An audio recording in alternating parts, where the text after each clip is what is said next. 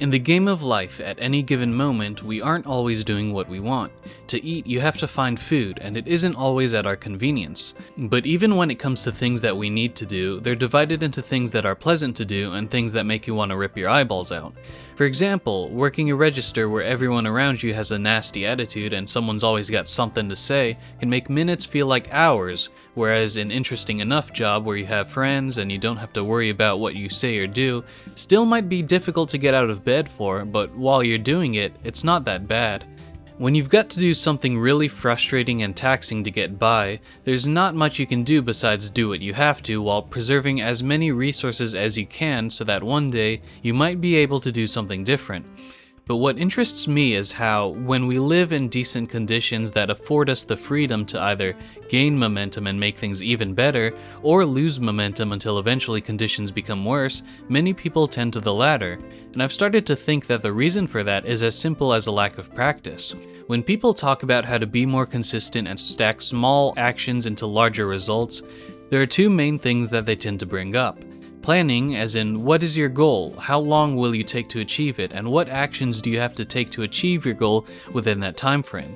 Secondly, discipline. Now that you know what you have to do, are you going to complete your prescribed set of actions every day until you achieve your goal? These two aspects, planning and discipline, when executed, lead to results. If your planning is 100% accurate and 100% of the time you do have the discipline to stick to your actions, then you're guaranteed to succeed. But as you may have noticed, the sticking point is that 100% accuracy and 100% follow-through rate, both of which are impossible to achieve. So while these two aspects in theory encompass the entire journey, practically you'll never have perfect insight, and physically there will be times when you're incapable of doing your daily work. Therefore, this is an incomplete strategy. In addition to planning and discipline, you'll also need a way to bridge the gap that's created when inevitably your planning is more 60% accurate instead of 100, as well as a way to make progress even when your motivation falters.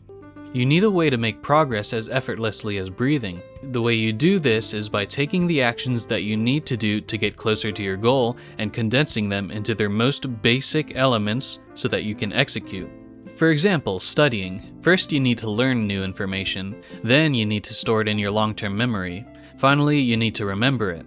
That's all studying is for any subject. If you follow these three steps, then you are guaranteed to successfully learn a new concept. And of course the tricky part is, okay, these are the basics of how you store new accessible information in your brain, but how do I do those steps? This is where usually we do what I call micro giving up.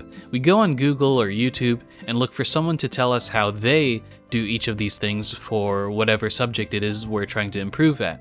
And the problem is that this is too early for that, because by giving up at this very first crucial step, you're skipping the logical backbone of literally every single problem you will ever encounter in your entire life.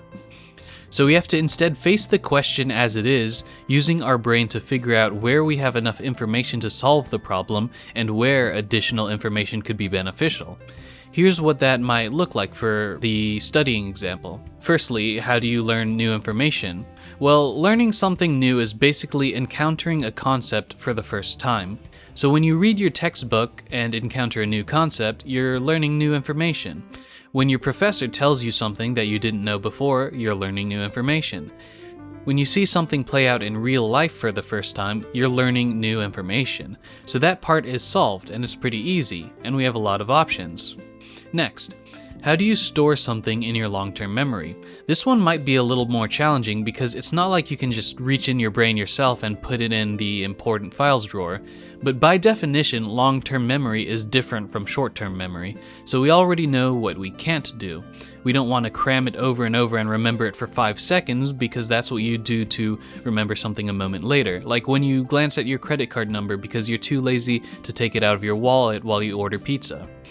Instead, since long-term storage is largely autonomous based on how important your brain thinks the information is, maybe a better approach would be to write a bullet point so that you can reintroduce yourself to the concept later, and both reinforce that autonomous process as well as observe for yourself whether your brain thought it was important or not based on how much of the concept you remember. And finally, how do you remember or recall information?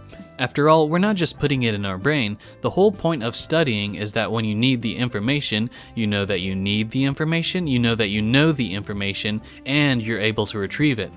The way you remember things is by practicing recall. You practice retrieving the information. Maybe after you're done reading a page, you try to remember what you read, and then you go back to that page and judge how correct and how comprehensive your memory was. Or maybe you make up some questions and quiz yourself.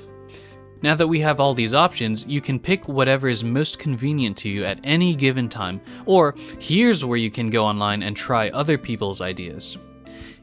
For example, if you're feeling lazy and you're just lying in bed with your laptop, you could skim a page half-heartedly, do something else for 2 minutes to avoid activating short-term storage, and then sloppily take a practice quiz without spending much time thinking.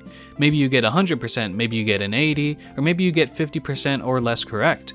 But then you can read over the ones that you missed, think about why you got those wrong, and then take a break. Thus, because you understand the core aspects that granularly contribute to improvement, although you're spending negligible effort and time, you're able to make concrete improvements where previously your lack of motivation or your perfectionism would have prevented you from doing anything at all. And again, the point of improvement isn't to be 100% accurate within every chunk of improvement. The point is to eventually master things that you didn't know how to do before. Whether you spend 2 hours killing one dragon for 1,000,000 XP, or 1 hour killing 1,000 slimes that each drop 1,000, you'll still end up with 1,000,000 XP. And if you forget about the clock entirely and just have some fun killing slimes here, a lizard there, then you'll gain infinitely more XP than the wizard who sat around because he didn't want to spend all that time on a dragon, or thinks 1,000 slimes is too many slimes and he'd never get it done. In general, these are all concepts that we intuitively understand. But the pace of modern society, especially after 2020 and more especially in the recent 2 to 3 years, has conditioned us to seek maximum efficiency, maximum theoretical value, to the point that we've forgotten that the way you get good at anything is to just do it as much as you can while regularly identifying areas of improvement. Because the efficiency that our brain operates at constantly, as it runs in the background, completely eclipses the efficiency of a short burst of any of the most genius strategies. Thank you for watching this video. Leave a like, comment, subscribe for more, and share this video with someone who you think could benefit from it. With that said, let's work hard and smart on our goals.